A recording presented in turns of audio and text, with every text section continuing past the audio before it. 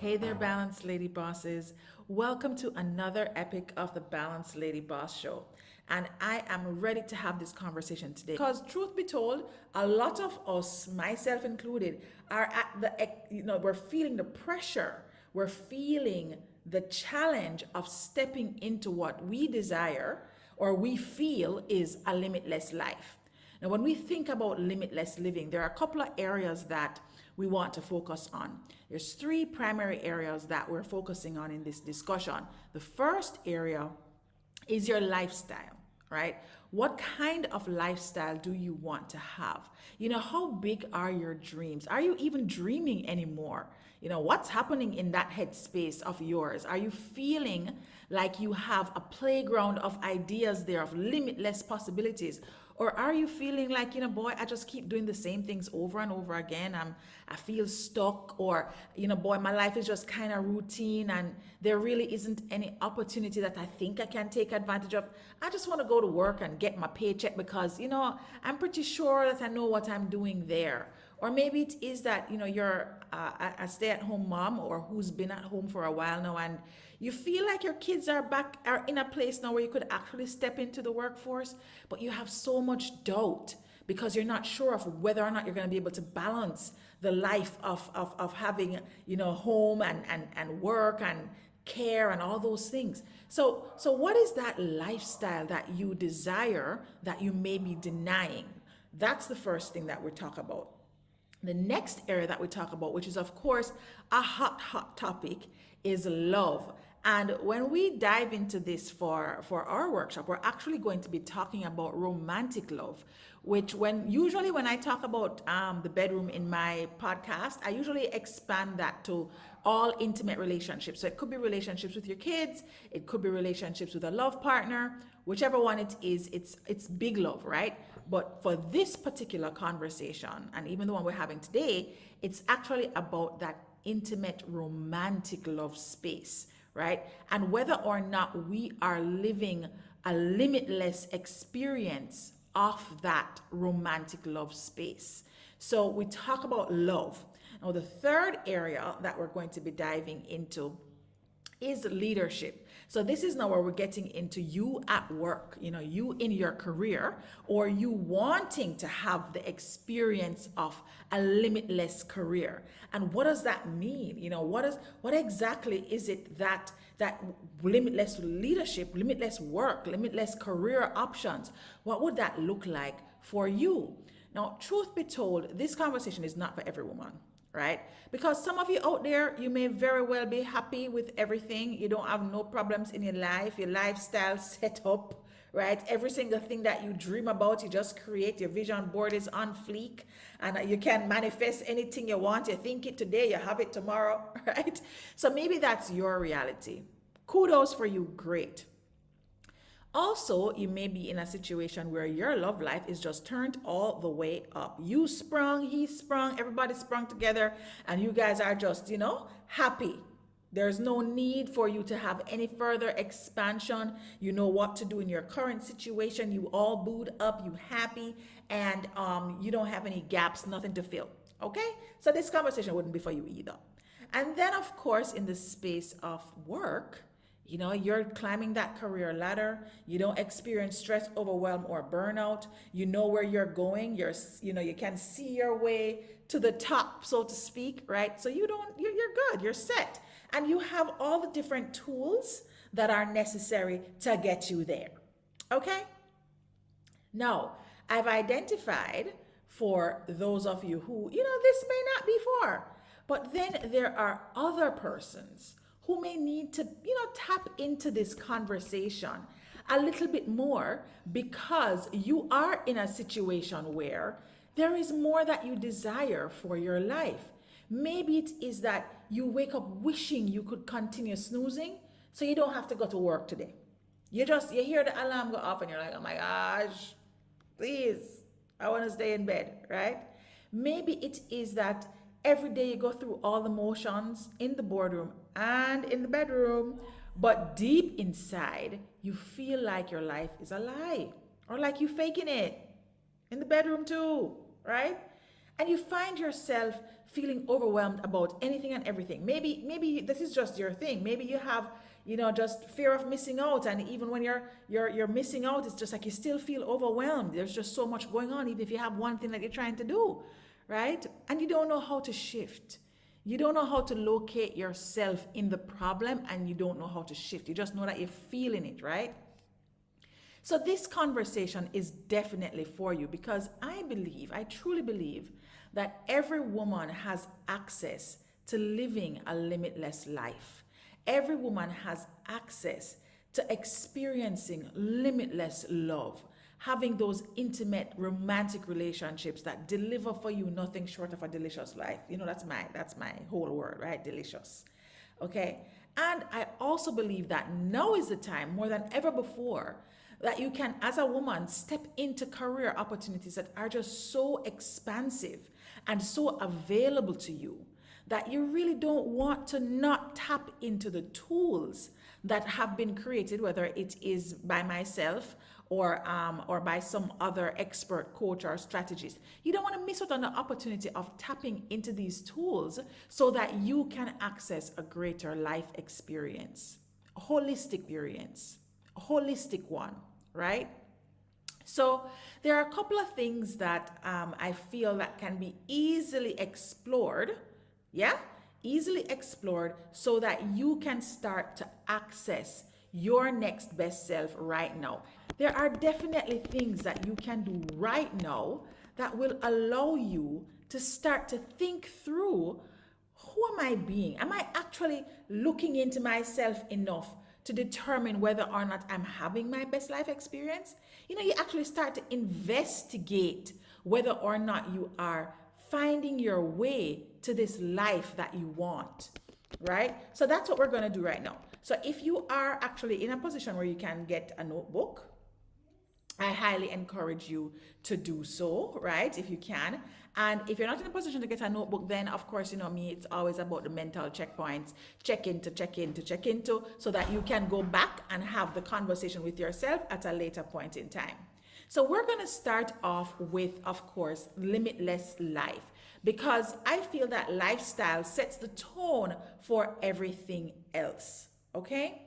So the components of lifestyle include the things that you would do outside of work that make you feel healthy, make you feel good to your soul, make you feel that like you have your mojo. That's what it is. Your lifestyle, limitless lifestyle, is when you are tapped into that mojo, your feel good. You can, like you're on purpose, in your passion zone, in your zone of genius, so to speak. They make your life feel full and allow you to create memorable experiences, right? So things that you want to think about when you are investigating, am I really living from a limitless space, right? You want to think about, how often do you actually practice physical wellness? For me, that has changed shape so many times, guys. And I know this is an area where you probably feel a lot of guilt. I know that this is something that I've had a roller coaster ride about in terms of guilt. And more importantly, I will just say that as I hit my 40s, I know I don't look it, but I'm there, okay? As I hit my 40s, it became more and more evident that I needed to start taking better physical care of myself. I've never been into sports. God help us all. I've just not been that girl. And so, the whole going to the gym all the time or playing something with a ball, it's just never been my thing. Track and field, it's just never been my thing. Okay. And there's nothing wrong with that. But despite whether me being into sports or not and taking on that kind of activity, I've always had what them call slim body, slim body girl, right? Thankfully, that's always been my reality. And even after having 3 children and all of that, I was still, relatively on the slimmer side of things. But when you reach that 40 number, it's like the body just start its own adjustments. I really think it's gravity. I really think it's like a gravitational situation. And gravity starts to, really, because it's been years, right? You've been on the earth for 4 decades now. And so, if you're not actively doing things that are going to keep the muscles in place, then you may encounter some shifting of the body parts. And truthfully, I'll have to admit, guys, that while I may not have been doing, the heavy gymming on a consistent basis, because I would try the gym and I usually last like 3 months max, right? But I've always been into yoga. I started doing yoga in 1992. I think I got it actually as a graduation gift. I got like a whole set of CDs and all the different, little mats and the blocks and the straps and all the things, right? And I really enjoy yoga. And so I've been practicing yoga since 1992. So I still actively practice yoga. I actually have a yogi that comes to me twice a week usually. And if I'm away, like in another country, we'll Zoom and we'll do yoga together. And during the pandemic, I had this girl I was following that I was doing like every day. I was doing 10 minutes a day and I did a challenge and, all the things, right? But hitting 40, I realized I need to do more things with my body, right? Because I still want to have the bikini, and I still want the however many pack. I want more than one pack. I mean, I may not be able to get to 6, but can I get 4 or even 2, right? So when I thought about my physical wellness, it was like, okay, Stacey, what can you do where you're going to shift from the yoga? And guys, I've tried it. I tried to get another personal coach, like the fitness coach. I've tried that. I tried joining the gym. I've tried working out with my partner. And what I find is that my body is just in so much pain all the time. It's just like I'm always in pain. And I'm not just talking about, like you do legs day and your legs hurt. No, it's like everything hurt. Back, neck, shoulder, side. It was just excruciating. And I found myself, even though I like the after workout feeling, because all those hormones and things, the endorphins that get released when you exercise, I love the after feeling of that. But my body was just always in pain. My neck, wake up every morning, my neck feel like it crick. Like that just don't seem like I'm supposed to be walking around with a stiff neck all the time. And so I started to feel bad about not being able to do the workout thing. And it would bug me because I'd be interviewing all these balanced lady bosses and they kept talking about how them love them workout. And I have a client that literally, she's a health and wellness coach. Like she literally has workout videos and me just can't cross it. So I have, through that experience though, guys, of trying all the different things, I discovered that I like cycling. So I did a spinning class. I really liked that. I almost died the first time. I really feel like I was going to have a heart attack, but I made it, right? And after I did the spinning class, I was like, oh, I could probably do this, So when I would go to the gym, when I was still working out with my trainer, I would always want to do spinning, as a way to warm up. And then my partner got me a bike. So I now actually have my own spinning bike. Where, so sometimes when he's working out, I'll go out and I'll do my spinning. I'll put on something, one of the videos and so I've started to find things that I like doing. And then I shifted from doing the actual trainer workout with the weights and all of that. I shifted to doing Pilates. And I've discovered that I really like Pilates. And when I talk to people about Pilates, sometimes you hear them say them don't feel like them work out if them laying down or if them not sweating. And when I do a Pilates workout, I am sweating and I feel it. I actually feel my body changing. It's just not the same type of exertion and pain that I was experiencing when I was working with a trainer. And so guys, that long story about my workout drama was really just to say to you that when you are assessing your lifestyle in the space of physical wellness activity, don't bother look at what everybody else is doing and think that you have to do that. What you want to do is you want to find what is right for you. Try different things. That's what you got to do. Be open, be curious, explore, right? And just don't subscribe to everybody doing it. Maybe not, you find something that is within your price range that works for you. There's so many things online now. Before the pandemic, we may not have had so many things, but now post-pandemic world, everything you can find on YouTube, right? So maybe it is you want to do Pilates, but if you can't take a class and go in, maybe you can find some mat Pilates for free on YouTube.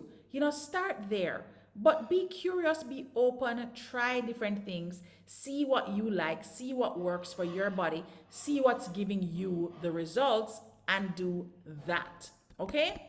So that's the first area, just physical wellness, and that really, that, trust me, that feel good from that you get from physical wellness is actually a thing. The next area that I want to talk about, which you may have heard talked about before, when you think about lifestyle, right? Your lifestyle is significantly impacted by the amount of rest you get. And not just sleep rest, but rest. When you are not on, you're not on the feed, you're not on the phone, you're not doing some kind of work, you're not, okay, well, I'm going to get off my device, but I'm going to go work in my workbook for a moment. No. Just like being with yourself, not doing nothing. And I have to talk about it like that, guys, because I really struggled with not doing anything for a long time because I used to feel guilt. I used to feel shame. It's weird that you feel bad for not doing something.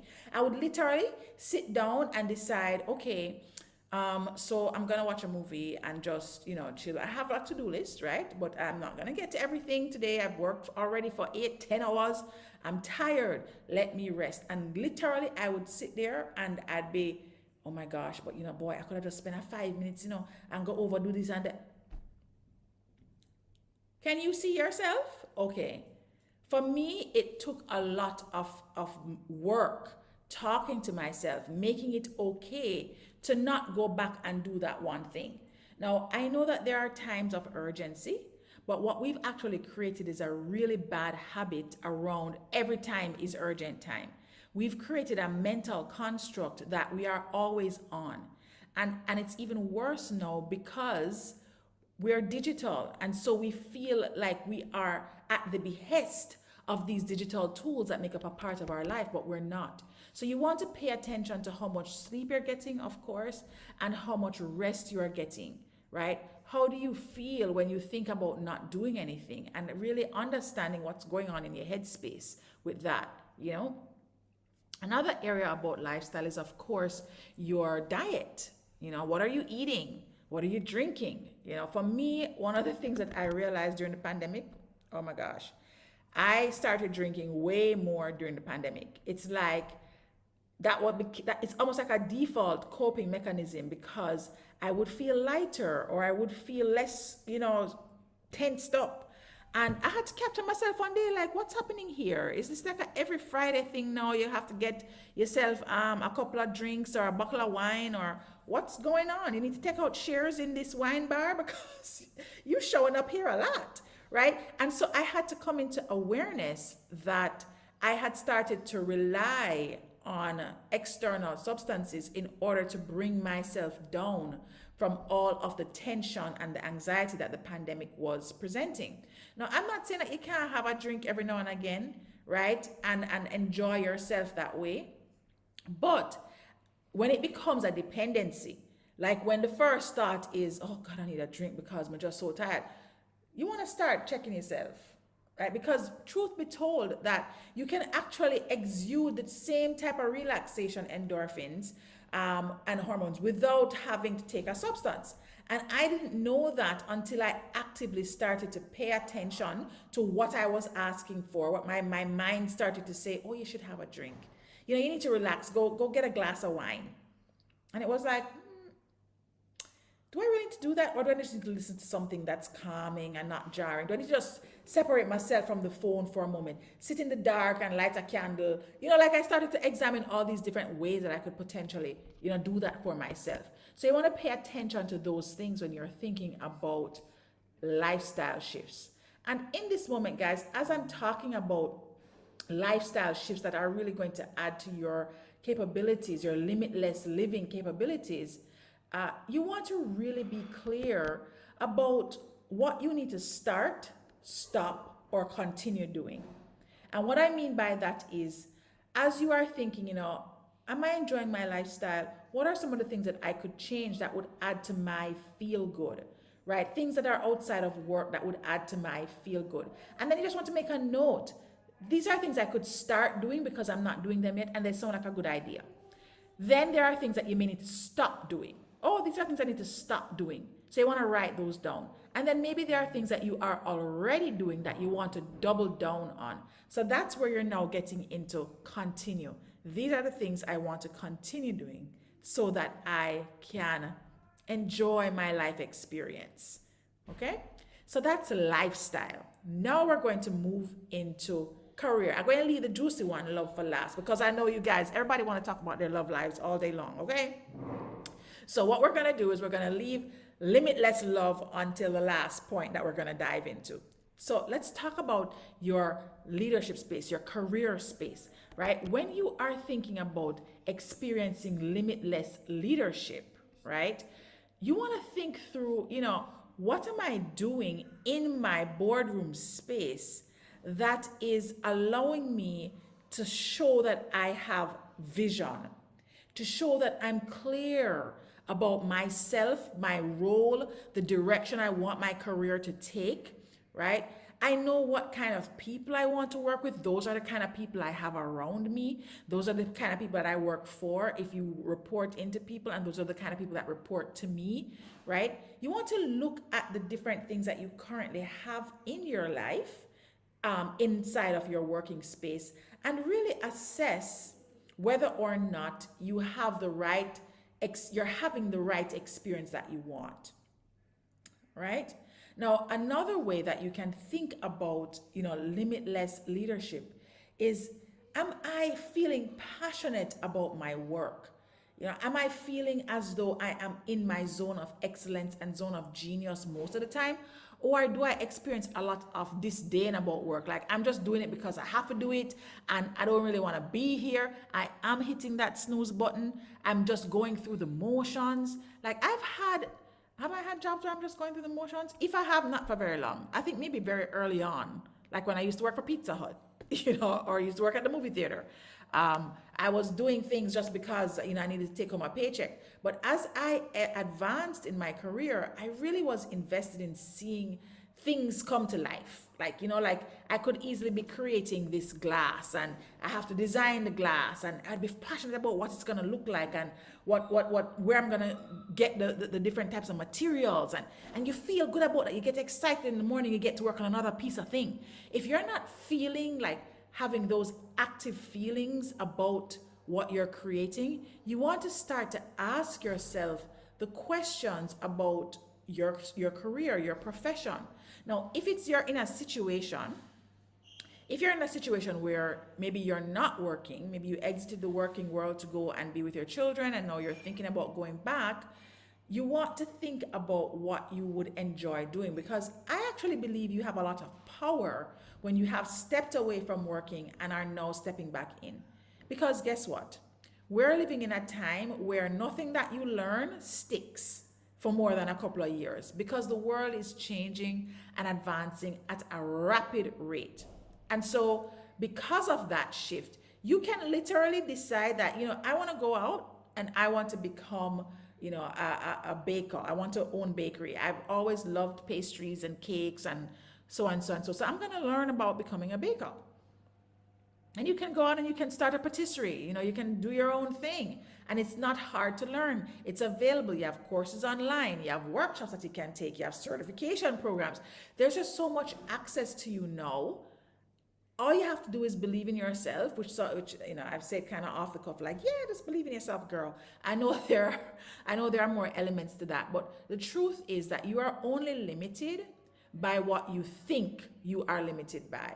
In other words, the limits only come into play if you think that you are limited, because ultimately there is so much available to you to take on, tons and tons available for you to take on, right? You want to make sure too that even if you are in a working situation already, like you already have a career, that you remain in that space of learning and seeing yourself and continuous development, because that's how you advance, right? That's how you're able to actually build on the skills that you already have that may have gotten you this far. But if you have a big dream, if you're really trying to step into that limitless leadership space, then it requires you to think outside of your current safety zone towards creating an outcome that you ultimately desire, right? So those are just some of the tips in the space of leadership and tapping into the career that you may want to take on. Now, to round this out, we're going to talk about the love space.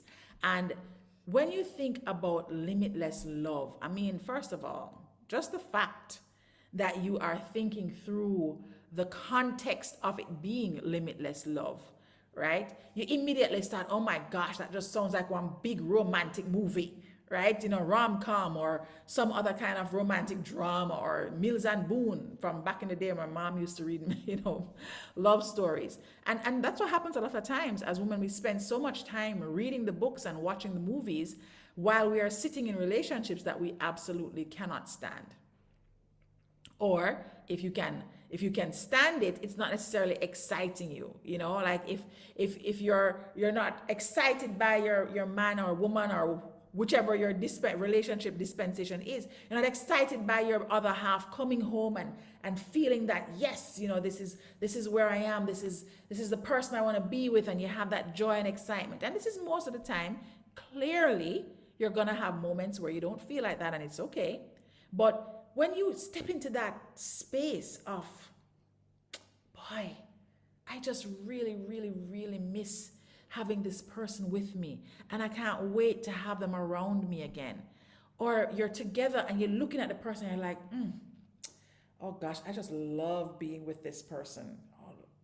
Oh, you just look so good. Yeah, you smell so good. You feel so good. And this is just on an ongoing basis. And I know for some of us, that may not be a reality. I know at different points in my life, I haven't had that reality in a relationship, right? But trust me, it is available to you. What's the first thing you have to do? You have to get clear about what you want. One of the ways that I got clarity about what I wanted was digging into my love languages. If you take the 5 love languages, I think it's actually 5lovelanguages.com, you can Google it. You get to assess the way you prefer to be loved.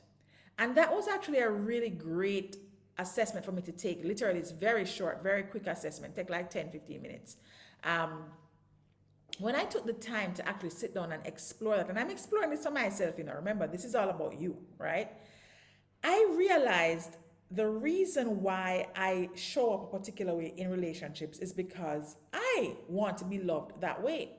So my 2 top love languages, let me give you the 5 first, right? And I may have to do a completely separate episodes on exploring love languages, but the 5 love languages are acts of service. This is where, you know, your partner does things for you. So like, you know, the toilet clogged up, then fix the toilet. You know, you need to get your lawn mowed or have a garden planted, your car washed. Like those are the kind of activities, you know, like any kind of act of service where it's something that you need done that you don't want to do, and somebody comes along and like does it for you, and that just like fills you up. Okay, so there's acts of service. Then there are words of affirmation. This is where you are being motivated by the thing, somebody, when you talk about somebody speaking life into you, okay, that's what words of affirmation are. Somebody speaking life into you, okay? Just saying things about you that are uplifting, that are encouraging, acknowledging you with words when you do something nice, right? That lights you up on the inside. So that's words of affirmation. So that's 2. So you have acts of service and words of affirmation. Then there is touch. Touch is not just about sex, guys. Okay, so let's get that clear. Touch is also about just holding hands or hugging. You know, you want your head to be rubbed or whatever it is, but just that physical contact actually means a great deal to you, right? And I know that during the pandemic, a lot of persons whose love language was touch, and they may have realized that they were really struggling, suffering from depression because they weren't around people. It's because their love language is touch, and they didn't have access to persons during that time, and it created a lot of problems. I actually have a friend that went into, you know, real depression because they didn't have persons around them. It didn't even have to be a significant other, intimate, romantic love partner, right? So there is touch, physical touch. And then there is quality time, which is where you want to spend time with your boo. You want to have the Netflix and chill. You want to go off on the vacations and the long weekends and be, just locked away with just your person, right? So that's quality time. And then last but not least is gifts. And I know that for many women out there, myself included, like I used to feel really guilty about wanting things until I took my love languages thing. And I realized that my number one love language is actually gifts. And a clue that you can use to know what your love language is how do you show up when you are showing somebody love and appreciation? I love to give gifts, right? When I'm in a relationship with someone, I'm always giving things. It's just things. Just a give. Whether I'm giving an actual physical gift or I'm creating an experience. I'm an experience creator. And that actually leads to my second highest love language. These two are literally 1 point away from each other. And that's quality time. So my top two are gifts and quality time. Like for me, it's all about that. Okay? And so if I am to, let's say, be dating a guy and he's coming over and he's like, the sink need fixing and he's in the kitchen fixing the sink and I'm out here on the sofa waiting with a glass of wine.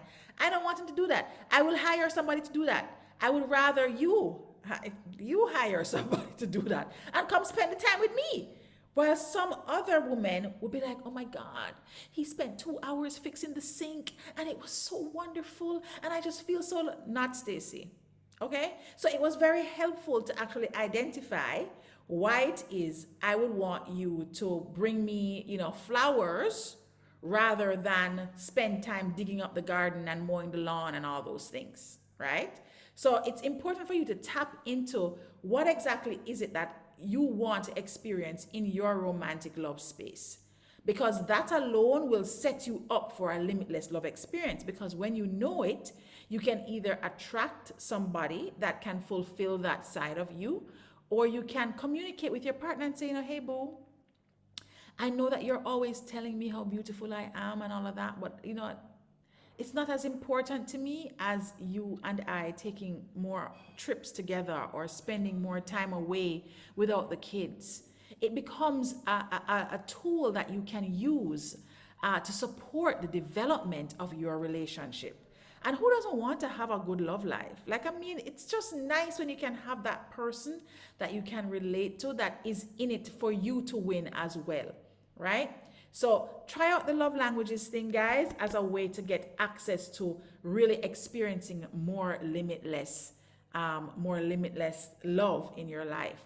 Another tip that I'll give you before I wrap it up, guys, because I want you to pay attention to how much love you actually allow in your life. Because some of the times it's not even about you not attracting a man or not feeling loved by the person that you're with. It's actually about allowing somebody to love you. Sometimes we have experienced hurt in the past, whether it's from a previous relationship or from a parental situation or any kind of previous trauma that you may have experienced at the hands of somebody that you are loving or open and vulnerable with. And because of that, you are somewhat closed. It may even be with the person you're currently in a relationship with, right? And so what you want to do is you want to really assess how open and vulnerable you are. Things that you can ask yourself, how often do I have intimate conversations with this person? And an intimate conversation could be sharing something that you feel shame or guilt about. Or an intimate conversation could be where you want to explore something and you're afraid, and you want to talk to somebody about something you're afraid of trying that you've never tried before. Those are all vulnerable conversations that sometimes we keep to ourselves. But how often are you doing that with your partner? How often are you allowing your partner to show you love? Let's say, for example, maybe you're with a partner who likes to actually spend time together. How often are you allowing yourself to spend time with your partner? Or are you too busy? Yeah? Are you too busy to spend time with this person that you say you love?